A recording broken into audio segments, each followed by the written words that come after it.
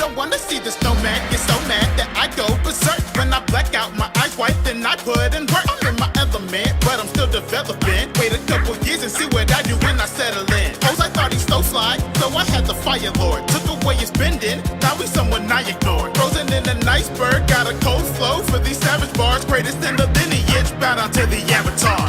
Hope can bring despair, but I never lose it. Yo, what's going on, guys? It's your boy, the Gaming Truge here, and welcome to this video. Now, at the time of recording this, I got back from my office, and I've just been working on just some school stuff, and on my way from working for some school stuff, I came across this video in my subscription feeds, the Nintendo Direct Mini for third-party publishing. Why did I not react to this whenever it dropped?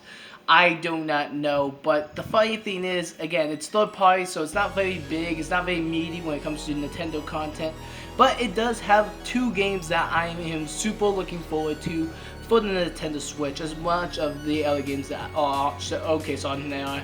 I'm excited for a lot of the games on there for big fans of those series, but this is mainly focusing on two different games that got revealed at this event, at least on ones that we've already known, but gave a little bit more detail on some more than others. First off, let's start with the meaty boy, which is Kingdom Hearts Melody of Memory, Melody of Memory is a game that I am looking forward to for a lot of reasons. For one, the way making it seem like a game that is kind of the tone to a Rock Band-esque game more so than ever, because of the way that music is going to be handled. DLC could possibly be a thing, multiplayer battles, which is something that a lot of different games in the music genre has.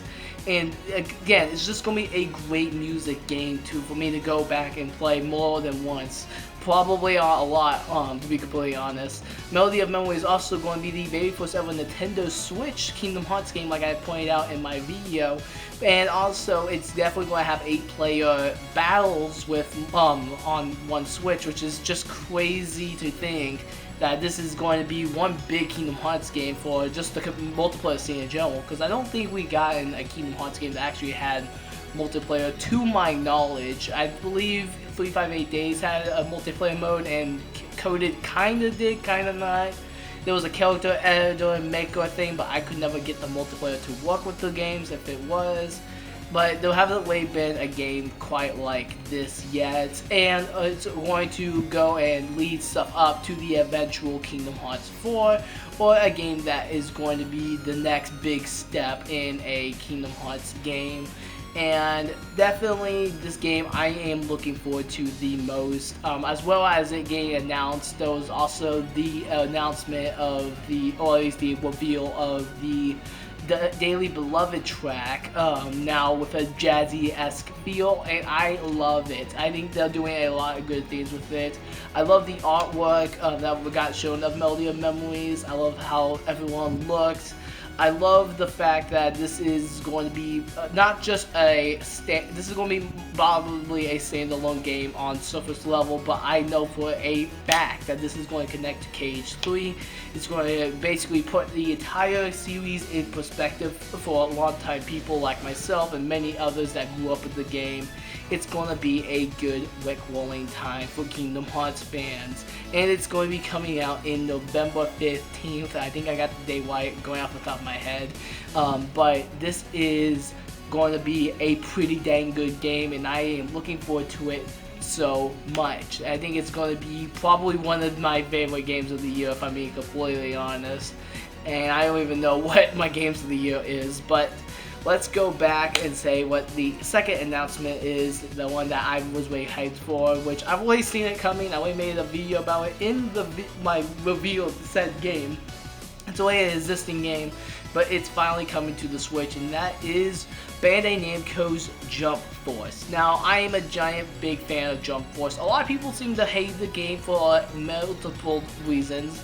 I've actually liked the game, even with its predictable-esque story, but the amount of characters that they had, plus DLC with its connections to each of the modes, and just great gameplay that's super addictive, online modes which is a blast to play, and clans and stuff like that. Like, all this is really good, and I've been thinking about if they were going to even do a cross-platform, but they haven't fully said it was going to be cross-platform with other versions of the game, like PS4, Steam, and Xbox, but I'm pretty sure it's going to be cross-platform with those systems as soon as it comes out. I think it will make the most sense.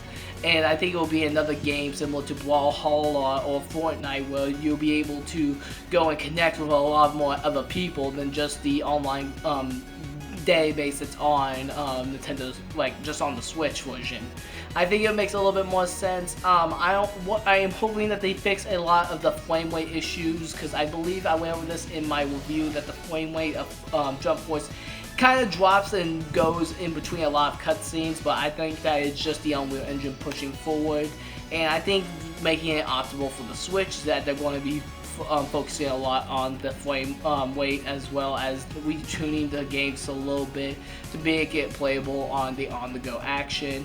I'm definitely looking forward to it. It is also going to be having the first DLC pack, which I believe is everyone from Seto Kaiba, Bakugo, to Todoroki, Biscuits, Majin Buu, Madara, etc. Like, it's going to have a lot of characters in this pack already, and that's already going to be preloaded on there, and I'm pretty sure the same collection is also going to be coming out for both Xbox and PS4, as well as probably Steam as well. But that is just a guess at this point. But even those two games alone basically made this Direct a good Direct. Now, I know that probably a lot of people are probably going to think only two games literally took the cake. It wasn't anything else worthwhile talking about. Well, they did show off Just Dance, another type of other game I can't think of off the top of my head. Puyo Puyo Tetris 2, which actually has a campaign similar to the first game. I never played either of those ones, so I have nothing to really talk about on there, other than it's Tetris, and I do have kind of a soft spot for Tetris, as well as kind of Puyo Puyo a little bit. So that's probably going to be a game that's probably going to make its way somewhere to me, and I'm going to play it and probably have a good time playing it.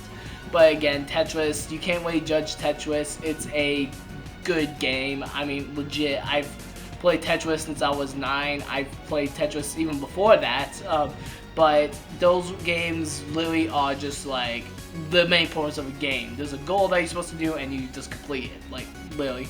There's nothing really to it, but of course, like I said, there is a story mode to it. We got DLC packs for Minecraft Dungeons, and I think that's about it. I know there's probably a lot of other stuff in there, but those are the only things that I can remember off the top of my memory.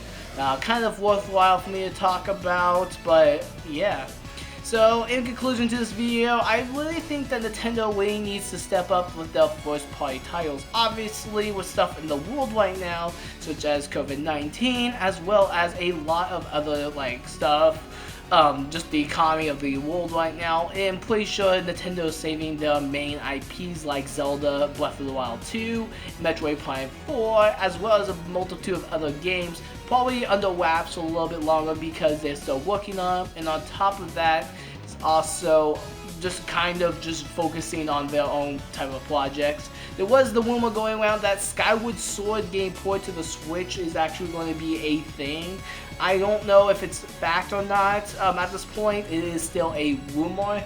Rumors have a way of somewhat being truth, while sometimes it's mostly lies or mostly just predictions. But I think that Switch port of Skyward Sword is actually going to be pretty good. They can try to do what they did with Twilight Princess HD, where they essentially made it so it's all button combos for the Switch port, or they can even have multiple modes. Kind of everyone kind of takes a piece of the cake, where they have like a nunchuck and a Wii Remote, similar type fashion, but with the Joy-Cons and using the HD Rumble as well as just the motion controls. I feel like it will be a little bit more better than previously. But that is kind of my take on anything that is Nintendo related in the news that's unfolded recently.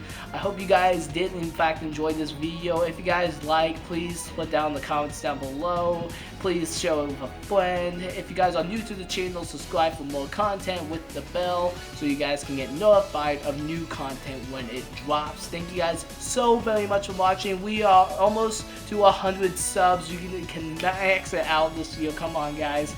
thank you guys so much for watching. Have yourselves a great night and keep gaming.